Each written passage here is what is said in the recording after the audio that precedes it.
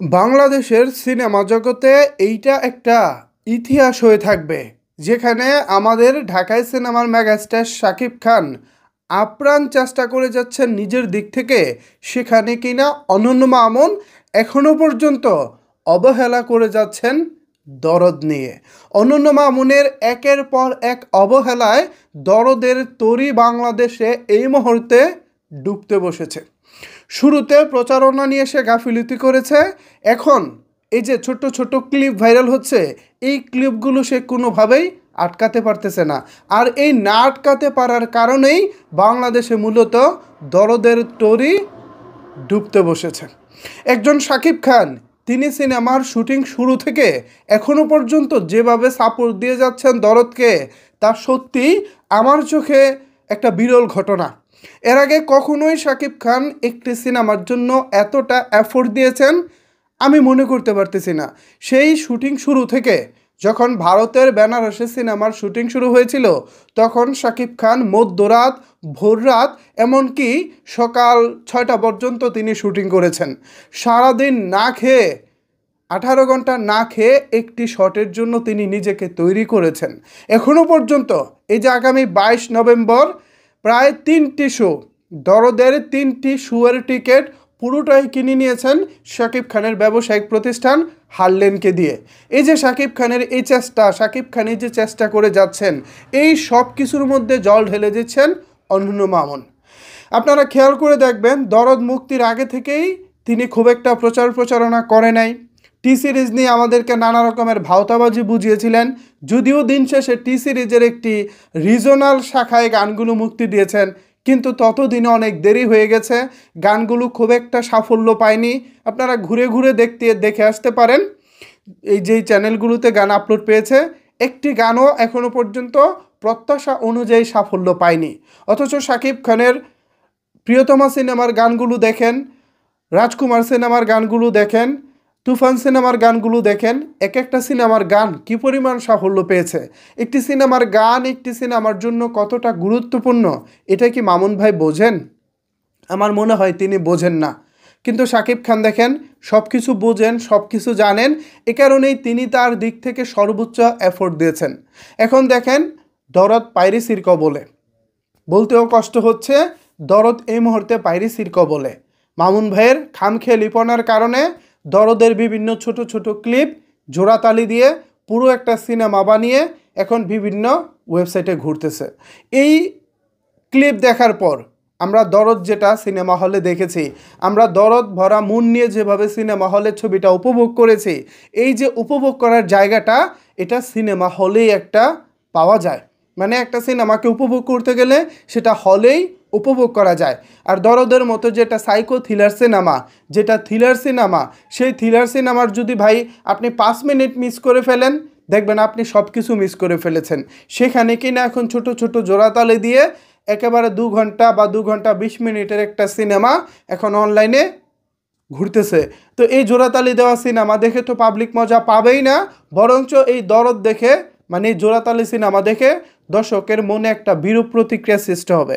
অনেকেই বলবে, ভাই এটা কি সিনেমা বানাইলো অনন্য মামুন, ফালতু সিনেমা, এ কারণেই হয়তো সিনেমা হলে দর্শক টানতেছে না, এরকম অনেক কথাই তখন তারা বলে ফেলবে। অথচ বাস্তবতা হচ্ছে, একজন শাকিব খান, তিনি তার জায়গা থেকে আপ্রাণ চেষ্টা করতেছেন, তার প্রতিষ্ঠান দিয়ে 3টি শোয়ের পুরো টিকিট কিনে নিয়েছেন। ইভেন দো তিনি শুটিং করার সময়ও তার জায়গা থেকে সর্বোচ্চ তার এফোর্ট দিয়েছেন। অথচ বাস্তবতা এখন দেখতে পাচ্ছি, শাকিব খানের এই আগ্রহ, শাকিব খানের এই যে দরদ ভরা কাজ, এটাকে অনন্য মামুন জাস্ট তুচ্ছ করে ফেলেছেন তার কর্মকাণ্ডের মাধ্যমে। আসলে অনন্য মামুন ভাই কি চাচ্ছেন, কি করবেন, সেটা হয়তোবা তিনিই ভালো জানেন। কিন্তু বাস্তবতা যেটা দেখতে পাচ্ছি, সেটা হলো মামুন ভাইয়ের বিন্দুমাত্র দরদ সিনেমার জন্য নাই। যে কারণে তিনি ভারতে ছবিটা মুক্তি দেন নাই। ভারতে প্রথম সপ্তাহে ছবিটা মুক্তি দেয় নাই মূলত পাইরেসির ভয়ে। ভারতে মুক্তি দিলে সিনেমা পাইরেসি হয়ে যায়, ঠিক এই অভিযোগ আমরা দীর্ঘদিন ধরে পাচ্ছি। ইভেন তুফানের সময় দেখেছি, সুড়ঙ্গর সময় দেখেছি, প্রিয়তমার সময় দেখেছি, বাংলাদেশ থেকে যখনই বড় বড় ছবিগুলো ভারতে মুক্তি পেয়েছে, ম্যাক্সিমাম সিনেমাগুলো ভারত থেকে পাইরেসি হয়েছে। সো সেই জায়গা থেকে দরদ মুক্তির শুরু থেকে আমরা অনন্য মামুন ভাইয়ের কাছে আবেদন জানিয়ে এসেছিলাম, বিভিন্ন ভিডিও বার্তায় তাকে সতর্ক করেছিলাম যে ভাই অন্তত বাংলাদেশ থেকে 2 সপ্তাহ পরে ছবিটা ভারতে রিলিজ করেন। ফাইনালি শেষ পর্যন্ত তিনি কথাটা শুনেছেন যে ঠিক আছে, যেহেতু ভারতে সিনেমা পাইরেসির একটা বিষয় থাকে, আমরা শুরুতে ছবিটা ভারতে মুক্তি দিব না। তো সেই অনুযায়ী সিনেমাটা অন্তত 2 সপ্তাহ আগে ভারতে মুক্তি পাচ্ছে না, 2 সপ্তাহ পরে মুক্তি পাবে। এটা ছিল আমাদের জন্য একটা সুখের খবর, একটা ভালো লাগার খবর।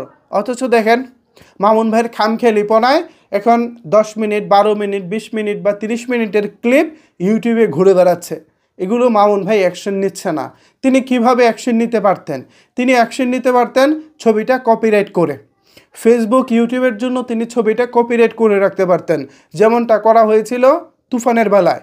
তুফানের ছবিটা কপিরাইট করার কারণে ছোট্ট ক্লিপ, বড় ক্লিপ যাই হোক, সাথে সাথে ব্লক খেয়ে যেত, সেটা ইউটিউব বলেন বা ফেসবুক বলেন। কিন্তু মামুন ভাই তিনি কোনোভাবেই ছবিটা আটকাতে পারতেছেন না। ফেসবুকেও ছবিটা ঘুরতেছে, ইউটিউবেও ছবিটা ঘুরতেছে, সব জায়গায় ছবির বিভিন্ন ক্লিপ ঘুরতেছে। এমতো অবস্থায় এসব কর্মকাণ্ড দেখলে আমরা সাকিবিয়ানরা সত্যিই কষ্ট পাই, আমরা আশাহত হই, আমরা মর্মাহত হই এবং ভাবতে থাকি যে মামুন ভাই কি করতেছেন? শাকিব খানের এই দরদ ভরা অভিনয়, এই দরদ ভরা সিনেমা মামুন ভাই এভাবে গলা টিপে নষ্ট করতেছেন? মামুন ভাই, আমার কেন জানি মনে হয় আপনি আর জীবনেও শাকিব ভাইয়ের কাছ থেকে কোনো সিনেমার শিডিউল পাবেন না। কারণ একজন মেগাস্টারের আগে আবেগ অনুভূতি আপনি কিছুতেই তার এই আবেগ অনুভূতিকে সম্মান দিতে জানেন না, বা এখনও পর্যন্ত সম্মান দিতে পেরেছেন বলে আমার মনে হচ্ছে না। ভিউয়ার্স, আপনারা প্রতিনিয়ত আমাকে মেসেজ পাঠাচ্ছেন এবং জানতে চাচ্ছেন যে মামুন ভাই কি করতেছেন। ইউটিউবে ক্লিপ চলতেছে, টিকটকে ক্লিপ চলতেছে, ফেসবুকে বিভিন্ন ক্লিপ চলতেছে, কিন্তু তিনি আটকাতে পারতেছেন না কেন? আমার কেন জানি মনে হয় মামুন ভাই এই বিষয়ে খুব একটা এগুলো আটকানোর বিষয়ে খুব একটা আগ্রহী না। তিনি নিজে থেকে আগ্রহী হবেন, নিজে থেকে চাবেন, আমার কাছে মনে হচ্ছে বিষয়টা আসলে সেরকম না। এখন মামুন ভাই যদি এরকম করে, আমার কেন জানি মনে হয় হয়তো ভবিষ্যতে আর শাকিব ভাইয়ের কোনো শিডিউল তিনি আর পাবেন না।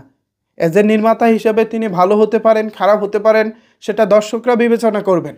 এমনিতেই সিনেমা হলে এই মুহূর্তে দেশের সার্বিক পরিস্থিতি বিবেচনায় অথবা কন্টেন্ট পছন্দ হওয়া না হওয়ার কারণে এমনিতেই দর্শক সিনেমা হলে একটু কম যাচ্ছেন, হয়তো আপনারা জানেন।